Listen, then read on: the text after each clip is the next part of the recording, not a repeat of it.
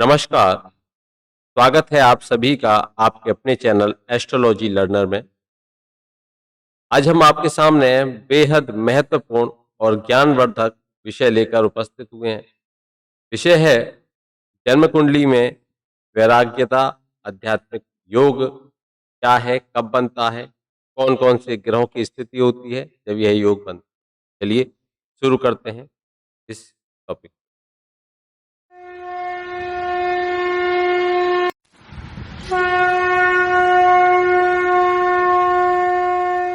जन्म कुंडली में अगर हम देखें तो सभी आध्यात्मिक प्राप्तियों का अगर आधार है, अगर आध्यात्मिकता के क्षेत्र में आप बढ़ोगे तो निश्चित है उसका आधार वैराग्य ही है। वैराग्य का अर्थ है कि जब आप सांसारिक जो भी सांसारिक सुख है उनका त्याग करने लग जाओ, उनमें आपकी इच्छा न रहे, तब आप वैराग्यता की तरफ बढ़ रहे हो, आप वैराग्य में जा रहे हो। जब आप ये समझ जाओ ये जीवन क्षणभंगुर है और इसके सुख स्थायी नहीं है, तब आप वैराग्यता की तरफ जाते हो। जैसे कि महात्मा बुद्ध की कुंडली में अगर वैराग्य नहीं होता तो वह एक चक्रवर्ती राजा होते, लेकिन वैराग्य ने उनको क्या बना दिया, उनको आध्यात्मिकता के क्षेत्र में ले गए और उनको महात्मा बना दिया। ऐसे ही आदि गुरु शंकराचार्य के अनुसार देखें तो जिन जातकों में सर्वाधिक या अत्याधिक वैराग्य होता है उनके लिए समाधि को प्राप्त करना बहुत ही सरल होता है। जैसे कि जो जातक अपने विचारों को नियंत्रित कर सकते हैं उनके लिए समाधि की अवस्था प्राप्त करना कठिन नहीं होता। समाधि से सत्य का ज्ञान होता है और सत्य के ज्ञान से जो जातक है अपने बंधनों से मुक्त, और मुक्त होने पर उसे मोक्ष की प्राप्ति होती है। कहें कि वैराग्यता आपको मोक्ष की तरफ लेकर जाती है। वैराग्यता, जिसको वैराग्यता है वह समाधि की तरफ बढ़ेगा। समाधि का अर्थ क्या है? जब आप जो सांसारिक सुख हैं उनके प्रति आपका मोह समाप्त हो जाए और आप उस परब्रह्म परमात्मा से जुड़ने के लिए तत्पर हो जाओ, आपको उसके अलावा अन्यंत्र कहीं कोई कुछ भी ना दिखे, तब आप उस ईश्वर से जुड़ रहे हो, आपकी समाधि लग रही है, आप समाधि में जा रहे हो, तो समाधि बड़ी आसान हो जाती है क्योंकि जो बंधन है बंधन से मुक्त हो जाता है। कब होती हैं ये स्थिति है? देखिए, शनि, राहु, इनका कहाँ पर अधिकार है? शनि और राहु का अधिकार कहाँ पर है? तो बुद्धि पर इनका अधिकार है। और चतुर्थ भाव में अगर बुद्धि हो अथवा चतुर्थ भाव में जो बुद्धि के कारक चंद्रमा है उन पर अगर राहु या शनि का प्रभाव पड़ जाए तो ये प्रभाव वैराग्यता लेकर आता है। ध्यान रखिए, यदि जैसे हम यहाँ पर ये कार्ड हैं, खाली हैं, इनमें देख एक समझने का प्रयास करेंगे कि यदि चतुर्थ भाव पर या तो शनि यहाँ बैठ जाए चतुर्थ भाव में, राहु देख चतुर्थ भाव में या राहु बैठ जाए, तो चतुर्थ से जब भी ऐसी स्थिति बनेगी और बुद्धि के कारक, ये तो चतुर्थ से बनी, या फिर बुद्धि के कारक अगर चंद्रमा है और चंद्रमा पर शनि की दृष्टि है, चंद्रमा पर शनि की दृष्टि है, राहु की दृष्टि है, या राहु या चंद्रमा इनके साथ बैठे हुए हैं, तो ये उस जातक की जो बुद्धि है उसको कहाँ लेकर चले जाएंगे? उसको वैराग्य की तरफ लेकर चले जाएंगे, उसको वैराग्यता दे देंगे, उसके अंदर वैराग्य आ जाएगा। अगर हम इन सभी स्थितियों में देखें तो चंद्रमा पर शनि, मंगल या राहु की दृष्टि अगर है, या फिर चंद्रमा मंगल की राशि में है और शनि से दृष्ट है, या फिर शनि की राशि में स्थित है और मंगल से दृष्ट है, इस संबंध को नवमांश और द्विषकर्ण में भी आपको देखना होगा। द्विषकर्ण कुंडली में भी आप ऐसे ही देखोगे, नवमांश कुंडली में भी आप ऐसे ही देखोगे। मैं समझा देता हूँ फिर से, यहाँ एक कार्ड में समझा देता हूँ। जैसे मानकर चलिए चंद्रमा का संबंध, अगर चंद्रमा है 8 नंबर लिखा हुआ है यहाँ पर, वहाँ बैठे हुए हैं चंद्रमा। शनि की इनके ऊपर दृष्टि पड़ रही है। मंगल के घर में शनि की दृष्टि, या फिर दूसरी स्थिति क्या आ जाती है कि अगर यहाँ चंद्रमा बैठे हुए हैं, यहाँ बैठे हुए हैं चंद्रमा 7, 8 8, 9, 10, 11, चलिए यहाँ चंद्रमा बैठे हुए हैं। चंद्रमा किसके घर में बैठे हुए हैं? शनि के घर में। और यहाँ इनको मंगल देखें, तब भी यही स्थिति बनेगी। दोनों स्थितियाँ आप देख सकते हो, समझ सकते हो। ये जब स्थितियाँ बने, ये नवमांश में भी अगर ऐसी स्थिति बने, द्वेषकांड में भी ऐसी स्थिति बने, आप निश्चित रूप से ये समझ सकते हो कि यह वैराग्यता के लिए बनने वाला योग है। अब प्रश्न यह बनता है कि चंद्रमा की वैराग्यता लाने में क्या भूमिका है? तो चंद्रमा क्या है? चंद्रमा मन का कारक। और अगर द्वेषकांड कुंडली में बात करें तो मंगल के द्वेषकांड में अगर चंद्रमा स्थित और शनि से दृष्ट हो, ध्यान दीजिए, अगर द्वेषकांड कुंडली हम बनाएं, द्वेषकांड कुंडली बनाएं जिसमें मंगल के द्वेषकांड में कौन हो? चंद्रमा।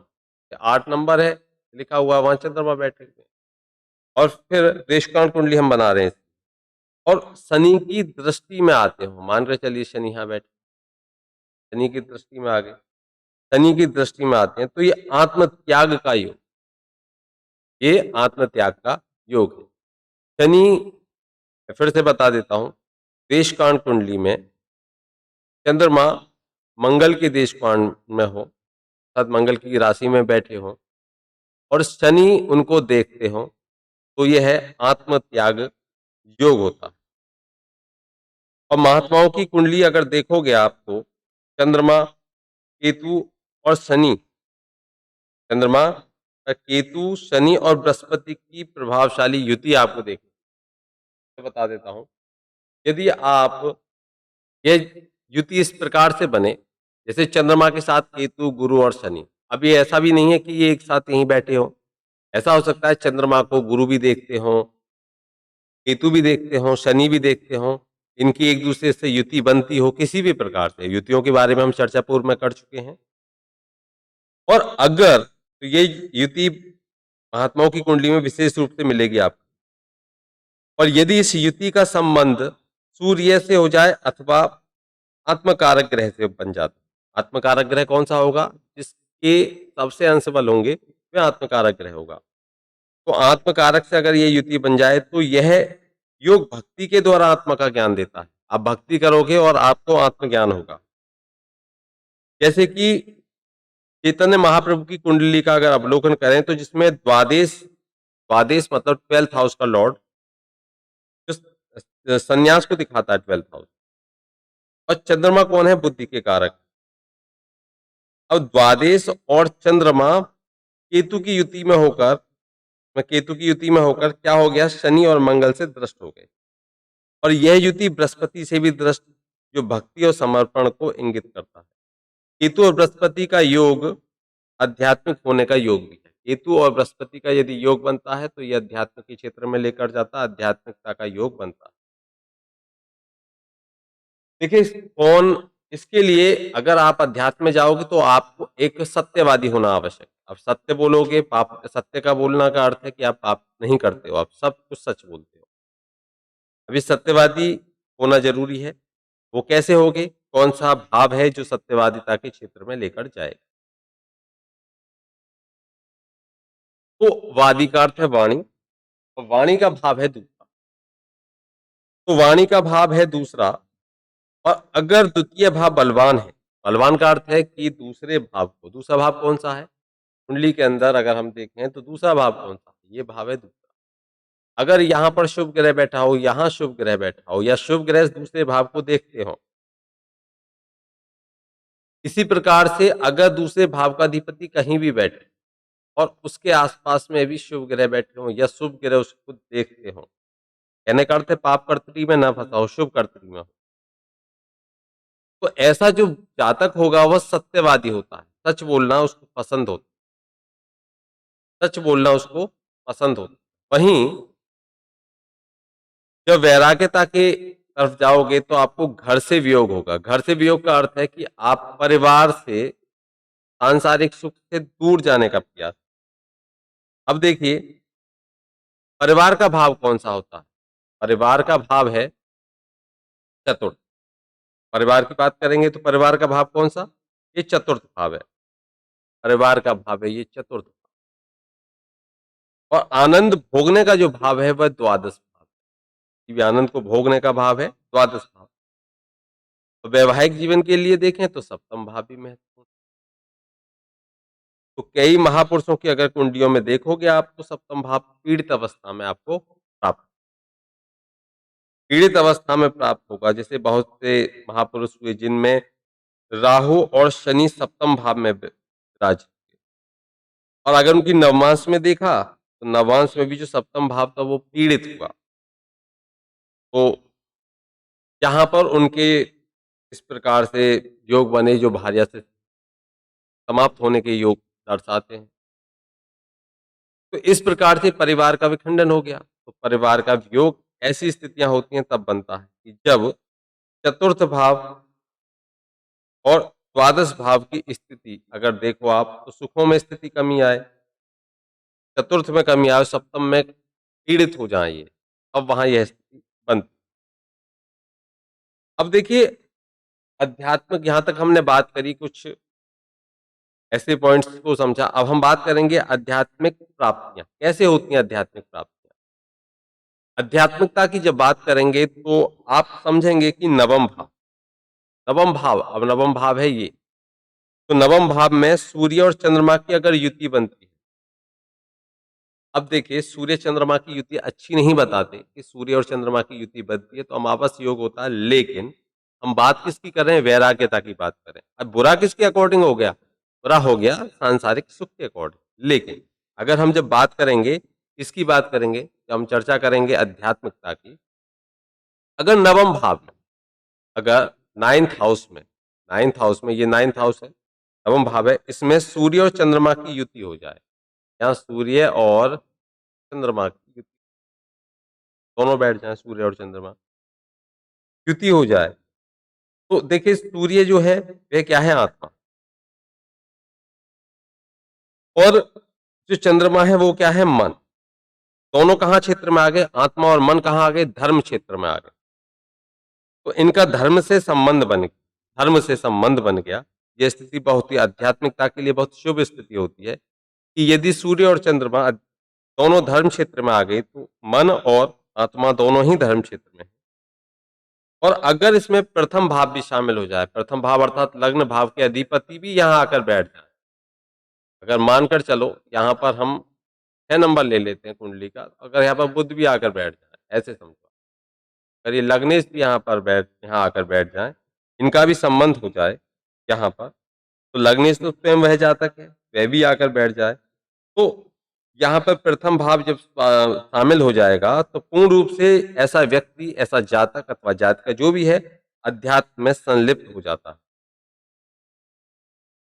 इसके लिए हम खाली लग्न से नहीं, सूर्य कुंडली, चंद्र कुंडली, इन दोनों से भी नवम भाव को देखेंगे। सूर्य कुंडली, चंद्र कुंडली, इन दोनों से भी हम नवम भाव को देखेंगे कि नवम भाव की स्थिति क्या है।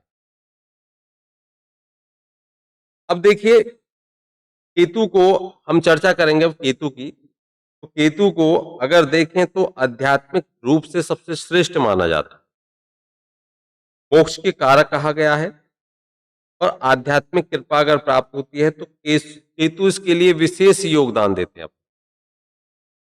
अब केतु की स्थिति कहाँ कहाँ बहुत ही अच्छी रहती है, इसको समझें। तो अगर लग्न कुंडली से अथवा चंद्र कुंडली से हम लग्न कुंडली देखें, जैसे कि ये यहाँ लग्न कुंडली, चंद्रमा यहाँ बैठे हुए हैं, चंद्रमा यहाँ बैठे हुए हैं, यहाँ चंद्रमा बैठे, यहाँ 9 से बन जाएगी चंद्र कुंडली। अब ये लग्न कुंडली और ये चंद्र कुंडली, इस तरह से समझिए, लग्न कुंडली अथवा चंद्र कुंडली देखें और इनके कौन कौन से भाव देखेंगे, इनके भाव देखेंगे पंचम, नवम भाव, ये भाव पंचम भाव, नवम भाव और द्वादश। ध्यान दीजिए, पंचम, नवम और द्वादश भाव, इनमें यदि केतु है, इनमें यदि केतु है, मैं फिर से समझा देता हूँ, स्पष्ट कर देता हूँ। पहले की कुंडली देख लेते हैं, आप चंद्र कुंडली से भी देख और लग्न कुंडली से भी। मैं लग्न कुंडली से देख लेता हूँ यहाँ पर। यहाँ अगर लिखा हुआ 6 नंबर और यहाँ होगा 7, यहाँ होगा 8, 9, 10, 11, 12।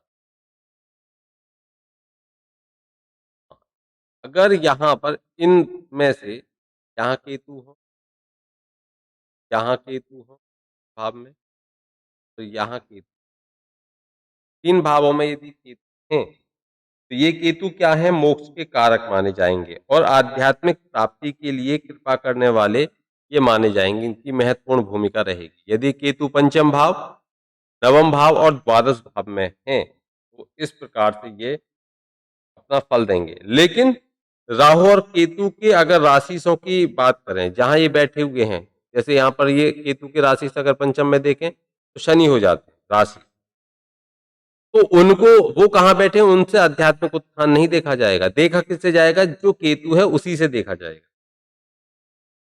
यदि केतु पंचम में है, अभी हमने बात करी, यदि केतु पंचम भाव में है, इस भाव में बैठे हैं, या फिर नवम भाव में अच्छी स्थिति में हो, मतलब पीड़ित नहीं होने चाहिए, पाप कर्तरी में न आते हों और इन पर किसी पाप ग्रह की स्थिति न बने, शुभ ग्रह की स्थिति बने। अब राहु तो सामने बैठेगा ही बैठेगा, लेकिन साथ में कोई और भी शुभ ग्रहों की अधिकता हो जाए और इसका जो राशि से वो भी कोई शुभ ग्रह हो जाए। जैसे कि यहाँ नवम भाव में अगर देखें तो शुक्र बनेंगे, अगर हम कन्या लग्न की कुंडली रखेंगे तो शुक्र बनेंगे और शुक्र शुभ ग्रह हैं, तो नवम भाव में शुक्र है तो शुभ स्थिति हो गई। तो यह बुद्धि की जो निर्गम शक्ति है उसको इंगित करता है।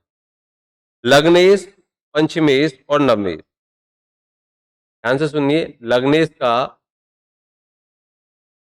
का पंचमेश, नवमेश या बृहस्पति के साथ अगर केतु स्थित हो, अब यहाँ से बताता हूँ, लग्नेश इस भाव का स्वामी, पंचमेश इस भाव का स्वामी, नवमेश इस भाव का स्वामी, अगर और नवमेश या बृहस्पति के साथ केतु आ जाए, कहने का इन 3 भावों के अधिपति, इन 3 भाव लग्न, पंचम, नवम, लग्न, पंचम, नवम, या फिर बृहस्पति भी हो सकते हैं इनमें से। बृहस्पति के साथ अगर केतु स्थित हो जाए और इनका संबंध केंद्र या त्रिकोण से बन जाए, मतलब इन तीनों के स्वामी, जैसे हम यहाँ ले लें, कोई कर्क लग्न की कुंडली ले लेते हैं, यहाँ पर चंद्रमा हो गए, यहाँ मंगल हो गए और यहाँ हो गए बृहस्पति। तो अगर इन तीनों की युति कहाँ बन जाए, केंद्र या त्रिकोण में, यहाँ बन जाए, यहाँ चंद्रमा, मंगल, गुरु और केतु, यह युति बन जाए। और ध्यान क्या रखना है, ये जो स्थिति है में केंद्र में बने या त्रिकोण भाव में बने। अब त्रिकोण भाव आप जानते ही हो, केंद्र भाव में बने या त्रिकोण भाव में बने, या ये केतु से दृष्टि भी हो सकते हैं, साथ में केतु बैठे या केतु देखे, दोनों बात, साथ में भी बैठ सकता है और देख भी सकता है। तो ऐसा व्यक्ति का जो आध्यात्मिक उत्थान है वो सबसे श्रेष्ठ होता है, श्रेष्ठ परिणाम देने वाला होता है। और अगर इनसे संबंधित होने पर यह जो अष्टम या द्वादश भाव में हो तो भी अच्छे परिणाम देगा, अष्टम में हो जाए या द्वादश में हो जाए तब भी अच्छे परिणाम देगा। अगर किसी की जन्म कुंडली में केतु, चंद्रमा और बृहस्पति त्रिकोण भाव में, केतु, चंद्रमा और बृहस्पति अगर त्रिकोण भाव में है, त्रिकोण भाव, ये त्रिकोण भाव है, सबसे बलवान त्रिकोण भाव नवम भाव होता है। केतु, चंद्रमा और बृहस्पति अगर त्रिकोण भाव में स्थित हैं तो ये श्रेष्ठ स्थिति है। अगर केतु की आत्मकारक से या सूर्य के साथ युति हो अथवा त्रिकोण स्थिति में हो तो अच्छी स्थिति मानी जाती है। बहुत सारी कुंडलियों में ऐसे योग देखने को मिले।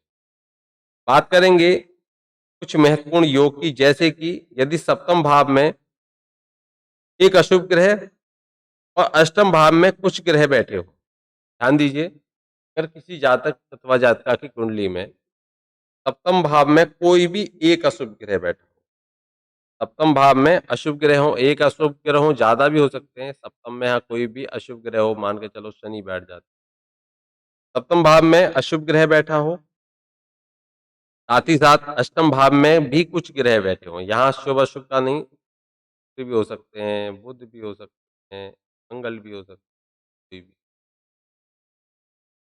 अशुभ ग्रह बैठा हो, और इसी प्रकार एक पापी ग्रह सप्तम भाव में और में हो, और सन्यासी या तपस्वी होने का उत्तरदायित्व निभाने वाला जो ग्रह है वो नवम भाव में हो, जैसे गुरु बृहस्पति हो गए, या द्वादश भाव में केतु पंचमेश नवमेश या बृहस्पति के साथ में हो, अगर यहाँ 12th हाउस में पंचमेश यहाँ पर इस भाव का अधिपति और नवमेश और बृहस्पति ये यहाँ हो और के साथ केतु हो, यह स्थिति बने पंचमेश और नवमेश के साथ में, अगर यह स्थिति बनती है, अब हमने ये स्थिति देख ली, तो यह आध्यात्मिकता के लिए शुभ स्थिति मानी जाती है। एक योग होता है वैष्णव योग। वैष्णव योग होता क्या है? जन्म कुंडली में वैष्णव योग क्या है कि जब सूर्य बुध और शुक्र और बृहस्पति का संबंध बने, सूर्य किसी भी स्थिति में देखें, हम यहां देख लें कि का सूर्य के साथ में किसका, बुध और शुक्र का, बुध और शुक्र, बुध शुक्र का और गुरु का इनका संबंध बने, बुध शुक्र गुरु और सूर्य इनका संबंध बने, तो यह जो स्थिति है भक्ति और ज्ञान की तरफ लेकर जाती, ठीक है। इस प्रकार से हम इन बातों को समझ चुके हैं कि कब किस जातक की कुंडली में आध्यात्मिकता के क्षेत्र में बढ़ने का योग होता है, कौन कौन सी वो परिस्थितियां होती हैं, तो हम समझ चुके हैं। जातक पारिजात में लिखा है कि सभी ग्रहों का शुभ राशियों में स्थित होना, सभी ग्रह अगर शुभ राशियों में स्थित, शुभ राशि का अर्थ है शुभ ग्रह की राशियों में स्थित है, तो एक बहुत बड़ी निधि माना जाता है, और यदि वर्गोत्तम होने के कारण लग्न भी इसमें बली हो जाए तो जातक अपने मन और बुद्धि को एकाग्र करके साधना कर सकते। जीवन का अंतिम सुख है क्या वैसे? जीवन का अंतिम सुख अध्यात्म है, संन्यास है, यही अंतिम सुख है, बाकी तो हम कितना ही प्रयास करें। अच्छा, अब बात करते हैं कि कोई व्यक्ति आध्यात्मिक सुख की तरफ अगर लेना चाहे तो किस प्रकार से हो सकता है? उसे गीता या विष्णु सहस्त्रनाम का पाठ करना चाहिए, भगवान विष्णु के रूप का ध्यान करना चाहिए, और अच्छे व्यक्तियों की संगति में रहना चाहिए, और जो दीन दुखी हैं, दरिद्र हैं, जरूरतमंद हैं, उनकी सेवा करनी चाहिए। तो यह भी आपको आध्यात्मिकता की तरफ लेकर जाता है, और ये आपको मुक्ति की तरफ भी लेकर जाता है। आपको अच्छे शुभ कर्म करोगे तो निश्चित है आप सफल भी हो जाओगे और ईश्वर की कृपा भी आपको प्राप्त हो जाएगी। ऐसा नहीं है कि आप अपने परिवार के साथ जुड़े हुए हो तो आपको अध्यात्म अध्यात्म में आप सफल नहीं हो सकते। आप आध्यात्मिक रुचि अलग है और परिवार अलग है। तो यहाँ पर ये महत्वपूर्ण विषय था जिसको मैं आपके बीच में लेकर उपस्थित हुआ। आशा करता हूँ ये विषय आपको समझ में आया हो। जय श्री कृष्ण।